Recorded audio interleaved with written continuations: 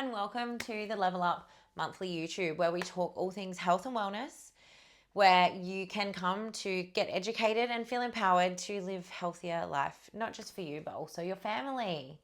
So today I'm going to talk about 3 tips that I think are an absolute essential start to be able to improve your health and well-being, not just for yourself, but also for your family. But I really want to start with something a little bit more personal. So each month I might start with something that I found a little bit challenging and something that I've done that's been really great in the month. And I want to do that because I want you to know that you're not alone as a busy mum, that, I want you to learn a little bit more about me as well, but know that we all have our struggles and we can all get through them. So for me, a struggle has been sleep lately. The kids were sick for a little while. Belle had just a random temperature overnight. There's so many things going around in the community at the moment. Lots of people have gastro, respiratory viruses.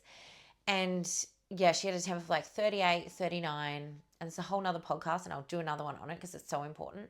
But we just let it run its course. So it was the middle of the night. We had lots of skin to skin, lots of cuddles, lots of water, no food.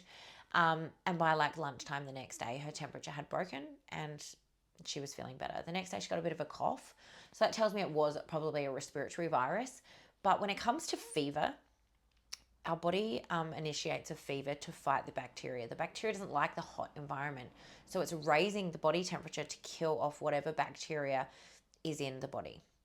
Now, there's a reason why some people get really sick and some don't. It's because it's about the host or the human, the person's susceptibility. The healthier and stronger you are, the less impacted you'll be by the virus. We live in a non-sterile world. You come across millions of viruses in your lifetime and you probably get sick once or twice a year. It's about the virus just hits you like at the right time. So maybe you haven't had a lot of sleep, your nutrition's not good, you're already not well, you've got nutrient deficiencies. So those people get sick frequently. It's a real sign that they need to potentially look into their gut health first of all. Vitamin D, iron. Vitamin D is essential for immune function, gut health. Our immune system is built in our guts. So if your gut's off, you're bound to get sick more frequently.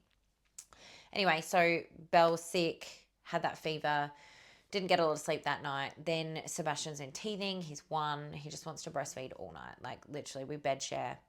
And if he could, he would just be on my boob all night. He doesn't need it. He's 14 months old. He's well fed.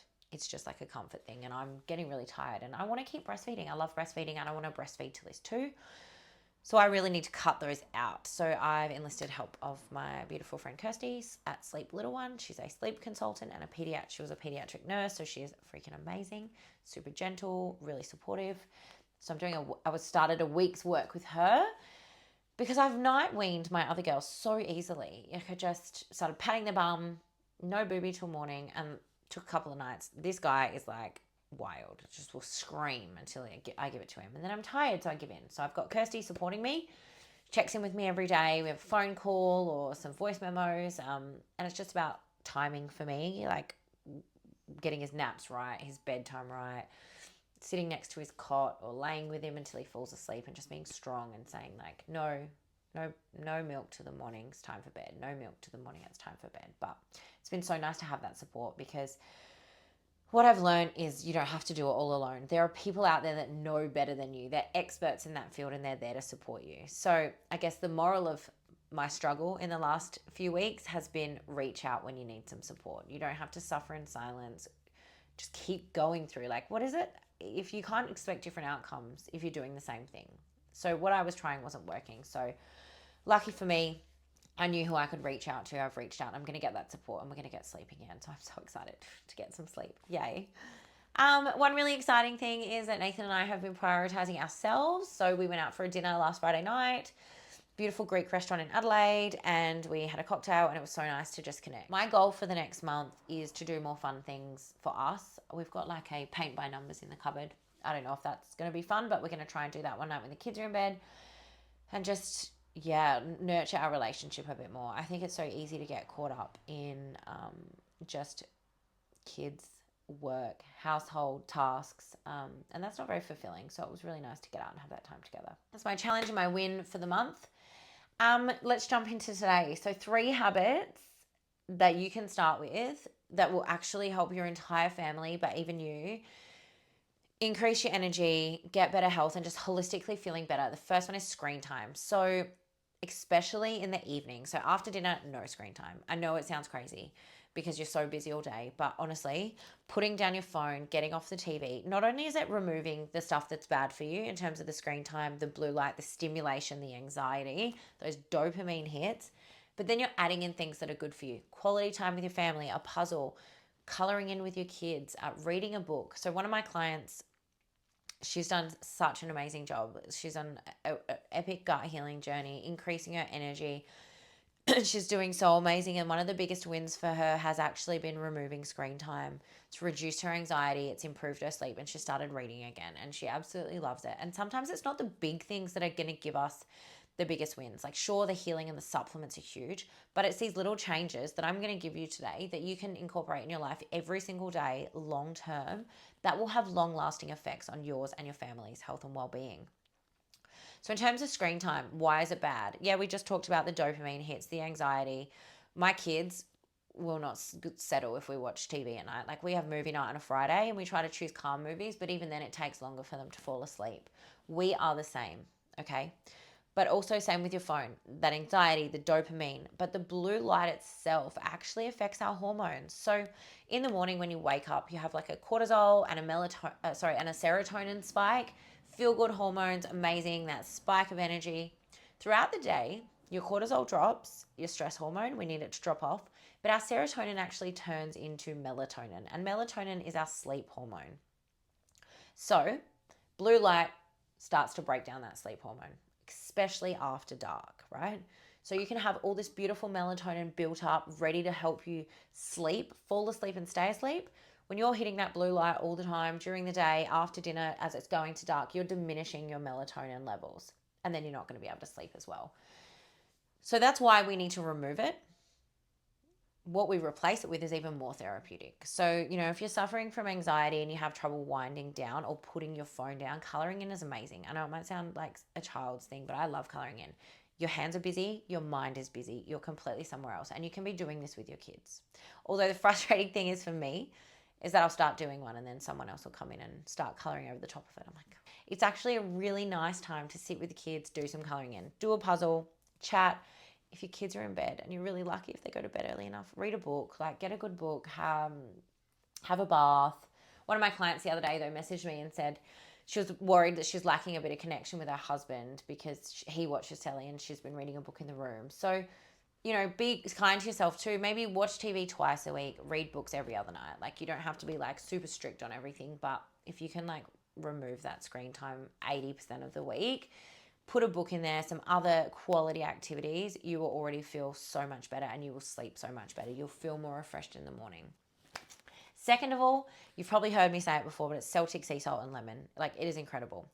So the lemon juice, a big cup of water, 500 mils. The theory behind this is you need to have 2.5 liters a day. If you have 500 mils when you first wake up, you're already 1/5 of the way through your water.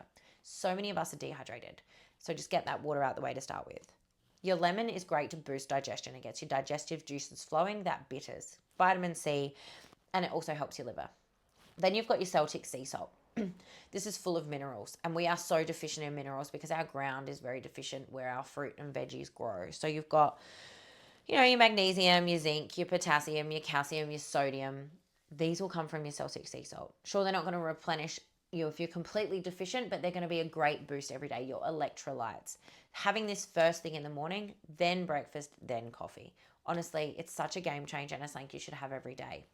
I also give it to my kids in very smaller amounts. I'll give a sprinkle of salt. One time, actually, Luna, my oldest, she was like, you need to listen to your kids, first of all, when they're craving something. It's going to tell you something. Kids are a blank slate. They don't know about the marketing and the this and the that. So when they're craving something, it's telling you about their body. So Luna every day was like, can I have salt? Can I have salt? So I started giving her a Celtic sea salt drink with me in the morning, and now she doesn't crave salt at all. Her body was needing it. And I'm not kidding. She would be cracking salt on the table and eating it. Like, she really needed that salt.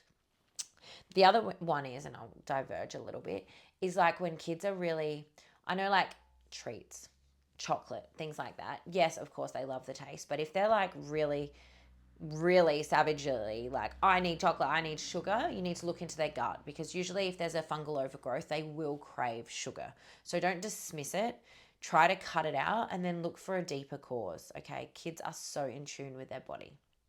The other thing with kids is, while we're on it, is if they're eating weird things, they want to chew on lots of ice, flannels, sand, weird things, they're probably iron deficient. So worth looking into that as well. Anyway, that's your Celtic sea salt drink. Honestly, it's a non-negotiable. First thing in the morning, you're having that on an empty stomach, then move to breakfast, then your coffee. Your body will love you. And last but not least, number 3, which honestly is the biggest game changer. It is like the biggest foundation for health, is removing the crap from your diet. So seed oils, they can come as canola oil, rapeseed oil, grapeseed oil, peanut oil. They also labeled as vegetable oil sometimes. You want to stick to olive oil, avocado oil, coconut oil, ghee, and butter, as natural as possible. Obviously organic where you can. They're so inflammatory, and I know it's like they're made from plants, but they are made terribly. They're unstable, volatile oils because of how they're made. They're like heated, chemicalized, like terrible process that they go through. They're so bad for your body. They're really inflammatory. A lot of these will end up causing you gut issues, high inflammation, right? They're in so many things, so do keep an eye out for them. Then you've got your artificial colors, artificial flavors, preservatives. The FDA in America just banned, I think it's number 5, red dye, finally, thank God. But in Australia, you still have kids that are eating Fruit Loops and then going to school. And there's no wonder that there are more kids than ever that are labeled as naughty, ADHD, kids that are really irregular in their bowel movements. They're having chronic health conditions. They've got autoimmune diseases. All of this starts with diet. It's all inflammation in the body. When the body is inflamed, it doesn't choose where it goes. Some people end up with sore joints. Others end up with thyroid issues. Others end up with gut issues. Honestly, if you can change anything for your family, this is key with the diet. I have a free ebook called Level Up Your Pantry. If you DM me on Instagram or send me an email, I'll send it to you for free, and this will get you started. But honestly, it is so important. So those food colors, food dyes, thickness, preservatives, if it's a number or if it's not a food, don't feed it to them. I know it's really easy to go with packaged foods, but I think we're just so over the top at the moment. Like, you can feed your kids carrot sticks, cucumber, hummus. I know it takes a little while to get them used to it. Crackers, it's hard to find crackers without seed oil. So for me, it's about minimizing them as much as we can. We probably have seed oils in crackers and when we eat out. That's it. Everything else is non-seed oil free. There are some people that are really hardcore, no seed oils, but you can't avoid them in this day and age. My kids we buy from Woolies the Nuffin dips. That's part of their snack. Don't need, packaged snacks aren't needed. I know they're convenient, but once you get rid of them, my kids just eat fruit, they eat veggie sticks, they eat dips. It becomes easier. Start with one thing at a time. Start to understand what's in food. So get my ebook. Again, email me or DM me on Instagram and I'll send it to you. But just start with one ingredient at a time and move it out.